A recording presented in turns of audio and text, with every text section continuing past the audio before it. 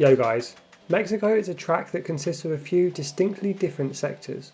The first sector includes a couple of incredibly long straights that test your car's top speed, too much downforce and you'll struggle to fight for overtakes. The second sector is a combination of some extremely slow corners, such as turns 4, 5 and the double apex turn 6.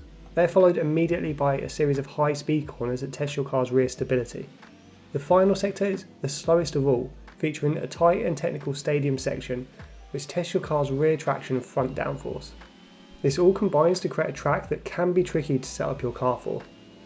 The first big decision you have to make is with your aero setup. I've gone extremely low downforce to give us a car that will be hard to overtake on the long straights, and this approach will maximise our competitiveness when fighting for overtakes, as well as focusing on rear stability. Go with 10 on your front wing and 14 on the rear. I've lowered the transmission right down, going for an on-throttle diff of just 60. This will help with traction when accelerating from the many slow speed corners. Then I've lowered the off-throttle diff all the way down to 50. This will help get the front of the car turned into the slower corners. For the suspension geometry, I've gone for a setup that focuses heavily on straight line speed. A front camber of -2.5, rear camber of -1, front toe of 0.05 and rear toe of 0.2 will help you achieve the highest top speed you can.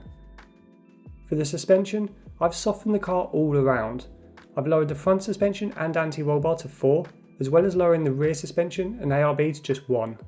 This approach will give you a car that is very planted to the road, allowing you to attack every curb around Mexico. And a ride height of 3 and 5 will ensure the bottom of your car doesn't ground out over some of the curbs.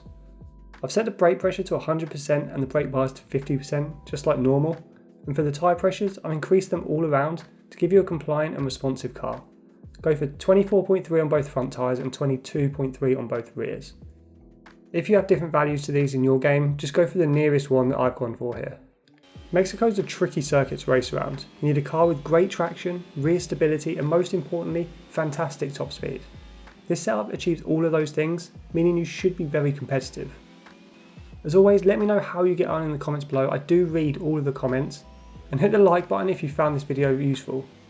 Subscribe to our channel if you want more F1 22 content, but for now guys, I'll see you on track.